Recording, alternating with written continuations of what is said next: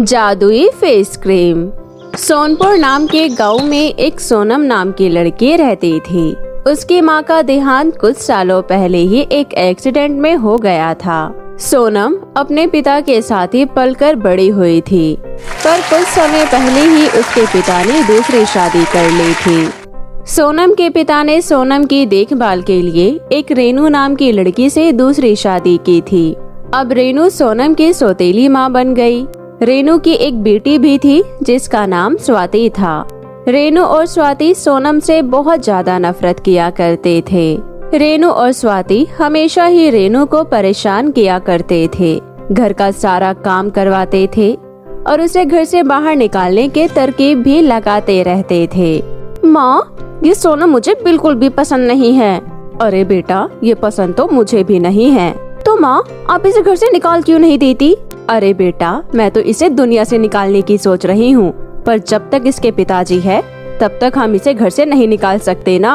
आप ठीक कहती हो माँ। हम एक काम करते हैं, हम इन दोनों बाप बेटी को ही मार देते हैं और इनकी जायदाद पर कब्जा कर लेते हैं। इस तरह रेनू और स्वाति हमेशा सोनम और उसके पिताजी को मार के घर से बाहर निकालने के बाद उनकी जायदाद पर कब्जा करने की सोचते हैं और इसी बारे में आपस में बातें करते रहते हैं। अगले ही दिन उसके पिताजी सोनम के लिए रिश्ता लेकर किसी आकाश नाम के लड़के के साथ घर आते हैं और लड़के के परिवार वाले भी आते हैं। आकाश की खूबसूरती देख स्वाति अपनी माँ से बोलती है, माँ, मुझे तो लड़का बहुत पसंद है, मैं तो इसी से शादी करूँगी।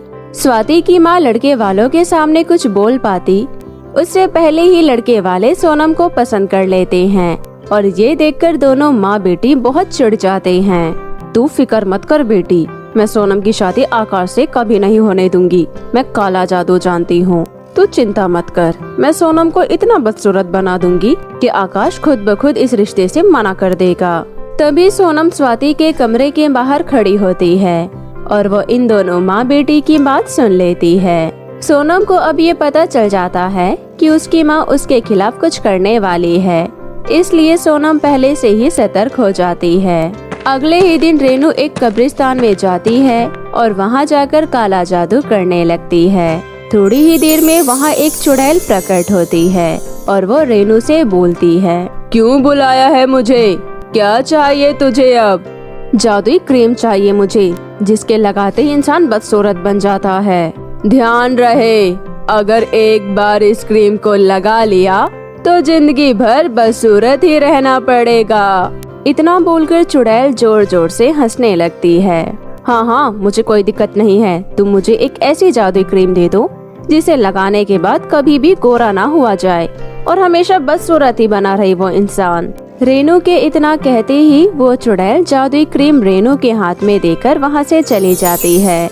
रेनू घर आकर अगली सुबह सोनम के पास जाती है और उसे वो जादुई क्रीम देते हुए कहती है, बेटी, मैंने तुम्हारे लिए ये खास क्रीम मंगवाई है। इसे लगाकर तुम और भी खूबसूरत दिखोगी। इसे शाम होने से पहले लगा लेना, क्योंकि शाम को आकाश के घर वाले आकाश के साथ घर आएंगे ना, इसलिए शाम होने से पहले लगा लेना ध्यान से। इतना बोलकर रेनू वहाँ से बाहर चली जाती है। फिर थोड़ी ही देर में स्वाति अपनी माँ के पास आती है। अब मजा आएगा शाम को। मैंने वो बदसूरत होने वाली क्रीम सोनम को दे दी है और वो शाम से पहले लगा लेगी और जब आकाश के घर वाले घर आएंगे तब तक वो बदसूरत हो चुकी होगी। चलो माँ, हम तो तैयार होने चलते हैं, आकाश और उसके घर वाले आते ही होंगे। आज तो वैसे भी सबके सामने सोनम का तमाशा बनने वाला है। दोनों माँ बेटी तैयार होकर हॉल में आ जाती है। वहीं दूसरी तरफ थोड़ी ही देर में आकाश और उसकी फैमिली भी आ जाती है। तभी दोनों माँ बेटी एक दूसरे की तरफ देखकर खूब जोर जोर से हंसने लगती है और सब उन्हें देखते हैं। सब उन्हें देखकर ये सोचते हैं कि ना तो कोई हंसी की बात चल रही है और ना ही कुछ ऐसा देखने के लिए मिल रहा है कि जिसे देखकर हंसी आए। फिर भी ये दोनों माँ बेटी क्यों ना जाने हंसी जा रही है, किसी को कुछ समझ नहीं आ रहा था। लेकिन वो दोनों माँ बेटी नॉन स्टॉप हंसी जा रही थी। काफी देर हंसने के बाद स्वाति के चेहरे पर खुजली होने लगती है और वो अपनी माँ को बोलती है, अरे माँ, मेरे चेहरे पर इतनी खुजली क्यों हो रही है?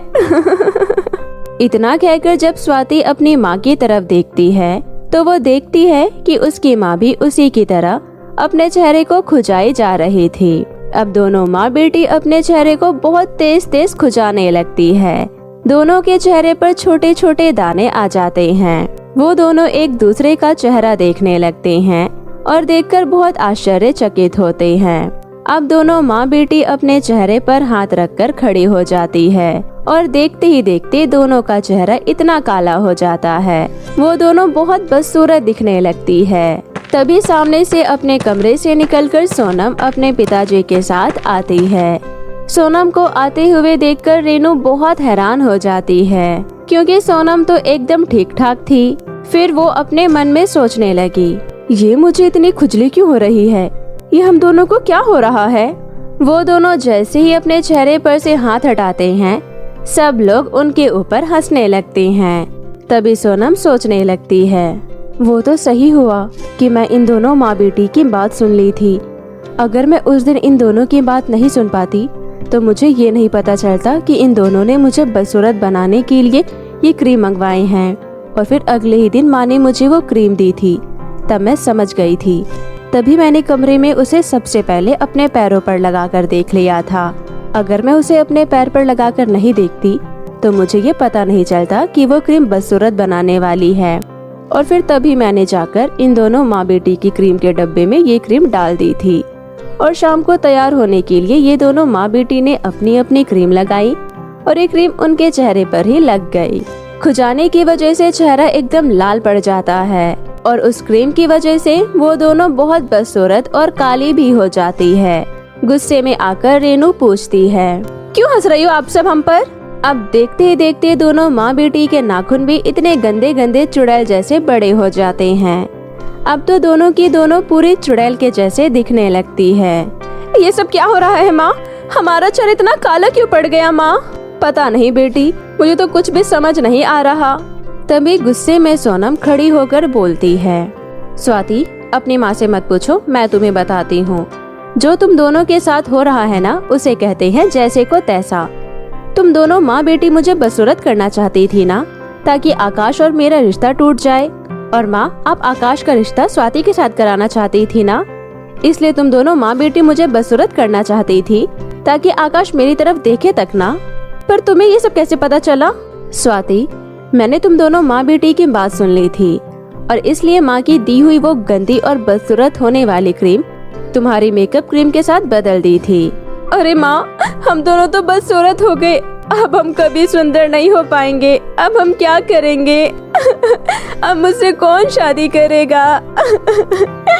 अब तुम दोनों क्या करोगे ये तो मुझे नहीं पता, पर फिलहाल तुम दोनों माँ बेटी इसी वक्त मेरे घर से निकल जाओ।